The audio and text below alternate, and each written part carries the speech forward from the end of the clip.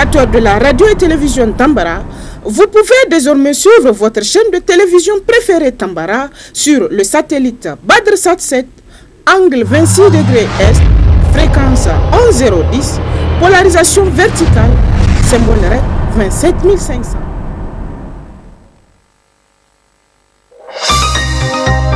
Suivez le journal avec STM Transport Voyageurs, une nouvelle façon de voyager.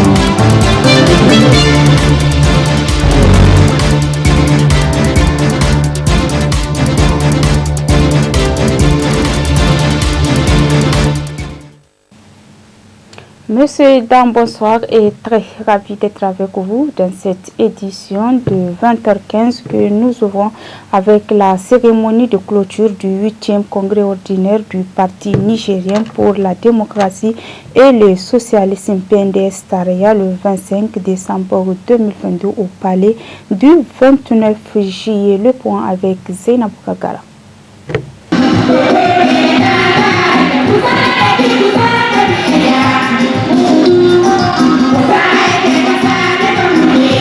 Ils étaient tous présents à cette cérémonie de clôture comme à l'ouverture de ce 8e congrès ordinaire du Parti nigérien pour la démocratie et le socialisme PNDS Taraya, les militantes, militants et sympathisants du PNDS Taraya, ainsi que les présidents des partis politiques alliés et amis du Parti nigérien pour la démocratie et le socialisme du Niger et des pays de la sous-région.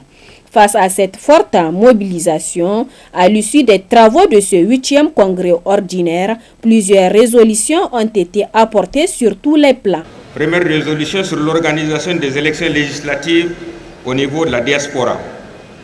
Considérant la décision prise par le gouvernement et la CENI d'organiser les élections législatives partielles pour pourvoir aux 5 sièges des députés de la diaspora, se réjouissant de la mobilisation dont les camarades de section de l'extérieur ont fait montre à l'occasion des opérations d'enrôlement organisées par la CENI du 15 au 31 octobre 2022, le 8e congrès ordinaire du PNDS Taraya engage la direction du parti à tout mettre en œuvre pour assurer la victoire de nos candidats à ce scrutin. Demande aux structures du parti de veiller au choix des candidats dans la transparence en faisant prévaloir en toutes circonstances l'esprit de camaraderie et la recherche du consensus. Exhorte le comité exécutif national à mobiliser les moyens humains, matériels et organisationnels à la hauteur de l'enjeu. Deuxième résolution spéciale sur les militants en mission soumis à l'obligation de réserve.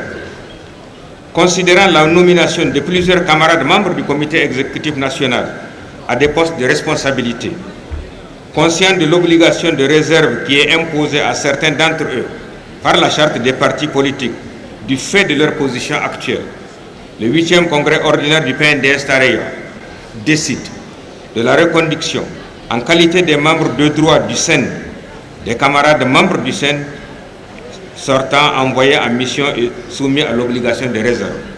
Ces camarades reprendront leur activité normale au sein du comité exécutif national, sitôt leur mission terminée. Cet événement de plus haute importance dans la vie du parti a été aussi une occasion pour féliciter et encourager les actions du gouvernement. Considérant la situation sécuritaire de notre pays, caractérisée par la persistance des mesures de menaces permanentes contre nos populations sur les frontières libyennes, maliennes, nigérienne et celle d'avec le Burkina Faso. Le 8e congrès ordinaire du PNDS Taraya félicite la clairvoyance du président de la République Mohamed Bazoum, dont la vision et l'action avisée ont permis de préserver la paix et la sécurité du pays. Félicite et encourage les forces de défense et de sécurité tous les sacrifices qu'elle consente pour la sécurité nationale. Motion sur l'éducation. Considérant l'engagement personnel du président de la République Mohamed Bazoum à faire de l'éducation le levier du développement économique et social, ayant à l'esprit les efforts considérables fournis depuis 2011 et plus particulièrement les réformes du secteur engagées depuis 2 ans, le 8e congrès ordinaire du PNDS Tareya félicite le président de la République et le gouvernement pour les énormes sacrifices consentis pour redresser le système éducatif nigérien.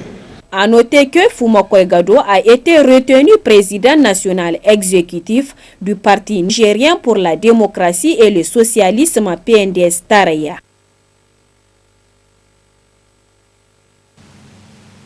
Restons toujours avec Zainabou Gagara pour écouter à présent un extrait du discours du président national exécutif du Parti nigérien pour la démocratie et le socialisme PNDS Tareya. Tous les indicateurs sont au vert, apportant ainsi un cinglant démenti aux oiseaux de mauvaise augure qui pronostiquaient un déluge dévastateur sur le PNDS Tareya. Au terme de ces assises, notre parti s'en sort plus que jamais soudé et engagé à affronter toutes les épreuves en prélude aux futures compétitions électorales. Notre congrès vient de mettre en place un nouveau comité exécutif national dans une démarche privilégiant le consensus et la cohésion du parti, des valeurs cardinales qui ont toujours guidé le PNDS Tareya. Camarades congressistes, c'est avec une grande émotion et en toute modestie que j'accueille le choix que vous avez porté sur ma personne comme nouveau président du parti. Je puis vous assurer que je mettrai toute mon énergie et toute mon expérience au service de notre parti pour honorer la confiance que vous avez ainsi placée en moi. Je m'engage à travailler dans le sillage de mes prédécesseurs, les camarades Issoufou Mamadou et Bazoum Mohamed, qui ont dirigé le parti avec succès en assurant sa cohésion et son expansion. Je voudrais également vous transmettre la gratitude de tous les membres du comité exécutif national, ceux qui ont été reconduits, tout comme ceux nouvellement élus. Nous saisissons tous la lourde responsabilité qui nous incombe et nous nous engageons à œuvrer collégialement en vue d'assurer la poursuite de l'agrandissement du PNDS Tareya. J'ai mesuré au cours de cette assise votre degré de détermination, votre engagement militant pour le parti. Cela me rassure. Je vous engage à poursuivre le travail d'élargissement du parti avec la même ferveur. C'est le plus grand cadeau que nous ferons aux générations montantes, celui de leur léguer le plus grand parti que le Niger ait jamais connu. C'est avec vous et à travers vous que, chers camarades, que nous mettrons en œuvre toutes les résolutions et recommandations issues de ce congrès. Au titre de ces recommandations, je veillerai spécialement à la mise en œuvre de celles relatives à la conquête par le parti des villes, chefs-lieux de région, plus spécialement celle de Niamey, ainsi que toutes les villes, chefs-lieux de département. Je vous convie tous à ce travail en vous demandant de mettre en place dans ces lieux des programmes spécifiques bien élaborés en vue d'atteindre cet objectif aux prochaines élections. Tenant compte de l'impérieuse nécessité de poursuivre la transition générationnelle afin de pérenniser l'évolution positive du parti, ce congrès a procédé à un rajeunissement des membres du Présidium du comité exécutif national qui passe de 14 à 19 membres, tout comme il a consacré l'entrée au sein de nombreux jeunes, processus qui avait déjà été amorcé depuis le 7e congrès. Ainsi, sur les 200 nouveaux membres du CEN, 50% au minimum sont des jeunes. À ce sujet, il est lieu de rappeler que la responsabilisation des jeunes dans la gestion du parti et l'exercice du pouvoir d'État avait déjà été amorcée au cours du deuxième mandat 2016-2020 avec la nomination des jeunes à divers postes de responsabilité, dont notamment ceux de directeurs de cabinet, de secrétaires généraux, de directeurs généraux, etc. Politique encore renforcée à partir de 2021 avec la nomination d'autres jeunes comme membres du gouvernement. Je puis vous assurer que cette option ira crescendo, car nous l'avons bien compris, c'est la voie à suivre pour éviter la sclérose et l'extension. Camarades congressistes, chers invités, au titre des innovations, il faut aussi noter les amendements à nos statuts, avec notamment la création d'un secrétariat en charge des nouvelles technologies de l'information et de la communication NTIC, qui prendra entre autres en charge l'encadrement de nos internautes et toutes les questions relatives à la communication via la toile, ainsi que la poursuite du processus de modernisation de la gestion du parti. Camarades congressistes, le nouveau comité exécutif national que nous venons de mettre en place, en lien avec les bureaux exécutifs fédéraux dans les jours à venir, ordonnera le renouvellement de toutes les structures du parti à la base. Cette opération, nous la voulons tout aussi consensuelle que celle qui a prévalu lors de la mise en place des bureaux exécutifs fédéraux et du présent comité exécutif national. Depuis la signature d'un protocole d'accord entre le syndicat unique de la santé et de l'action sociale, en abrégé SUSAS, le sujet fait couler encre et salive par voie de presse. Le SUSAS s'insurge face au non-respect de ce protocole. Les arguments consignés dans ce compte rendu. À l'heure où l'année plie ses bagages avec ses dépenses, le syndicat unique de la santé et de l'action sociale, en abrégé SUSAS, suscite beaucoup d'intérêt et de débats à un protocole d'accord n'ayant pas enregistré des résultats. Le SUSAS indique la voie à suivre pour réussir l'opération. Pour cela, il convoque l'histoire à travers ses points de presse. 9 février 2022, décembre 2022, ça fait exactement 10 mois que nous avions signé notre premier protocole avec le ministère de la Santé publique, de la population et des affaires sociales.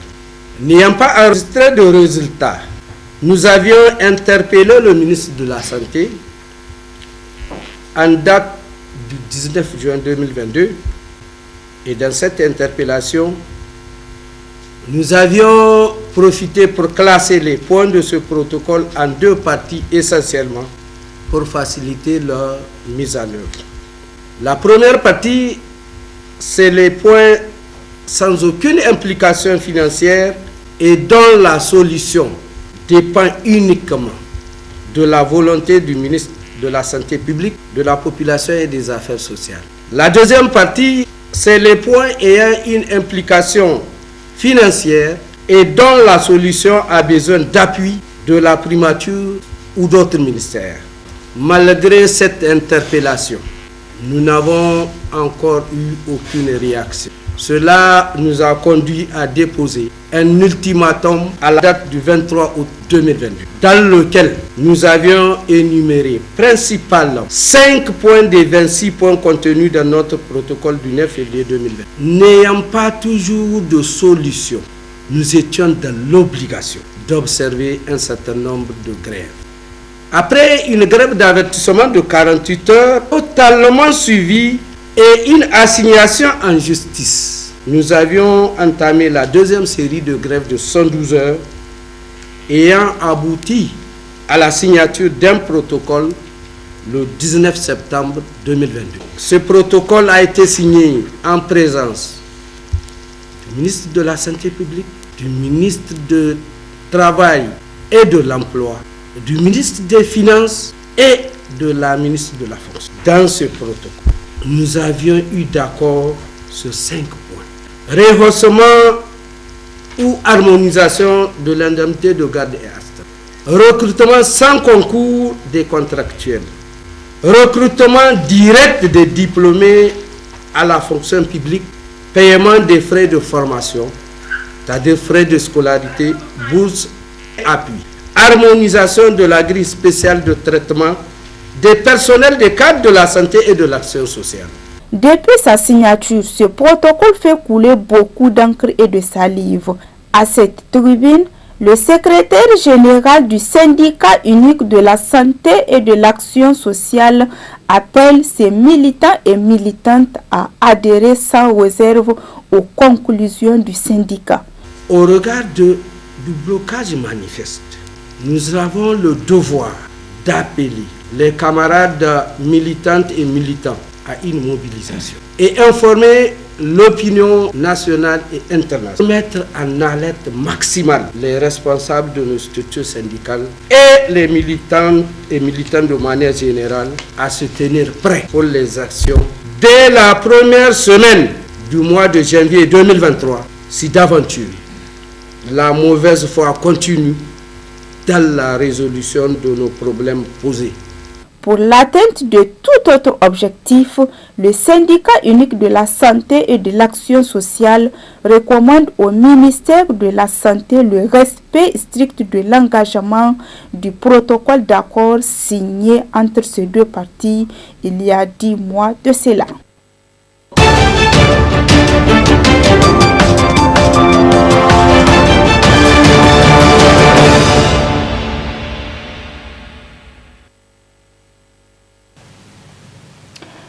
Encore une nouvelle atteinte aux droits des femmes en Afghanistan. Elles n'avaient plus déjà le droit de poursuivre leurs études à l'université. Bien maintenant, les talibans les interdisent de travailler pour les ONG. Une énième humiliation pour ces femmes de plus en plus effacées de l'espace public en Afghanistan. Une nouvelle privation de liberté pour les femmes en Afghanistan. Elles ne peuvent désormais plus travailler pour les ONG. Face à cette décision imposée par les talibans, les organisations Save the Children, Care International et le Conseil norvégien pour les réfugiés ont décidé de suspendre leurs activités en attendant des clarifications. Nous nous sommes conformés à toutes les normes culturelles. Nous ne pouvons tout simplement pas travailler sans notre personnel féminin dévoué. Elles sont essentielles pour pouvoir approcher les femmes qui ont désespérément besoin d'aide. Une décision jugée désastreuse par le secrétaire d'État américain. Je suis profondément préoccupé. Cela va perturber l'assistance indispensable et vitale à des millions de personnes.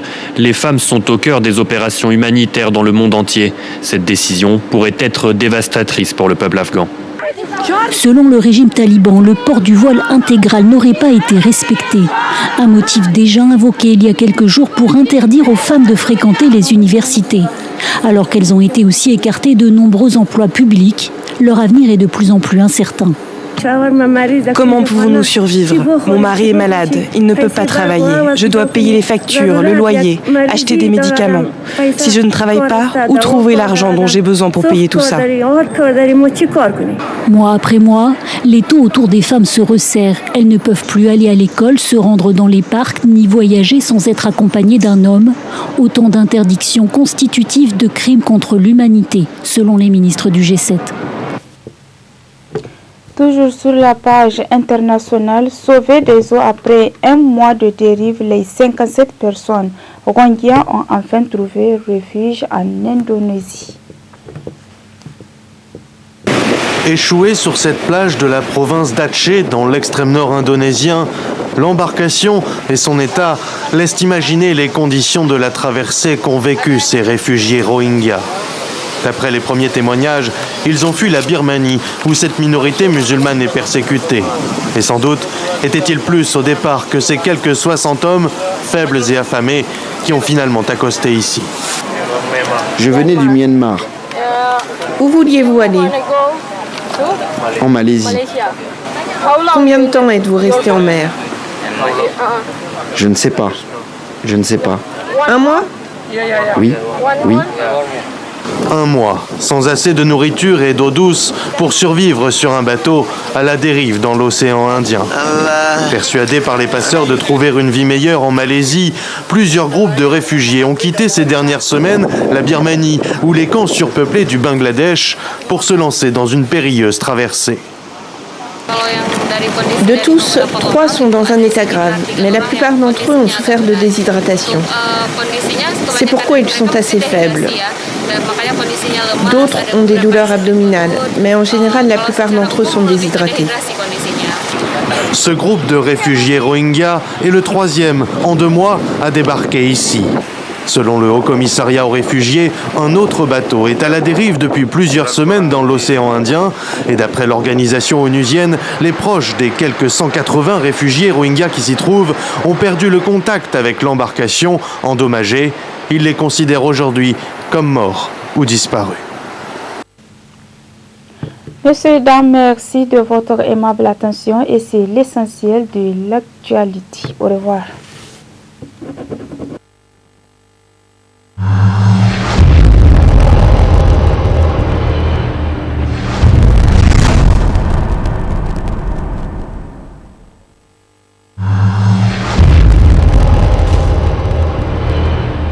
Chers auditeurs et téléspectateurs de la radio et télévision Tambara, vous pouvez désormais suivre votre chaîne de télévision préférée Tambara sur le satellite BadrSat 7, angle 26 degrés Est, fréquence 11010, polarisation verticale, symbole REC 27500.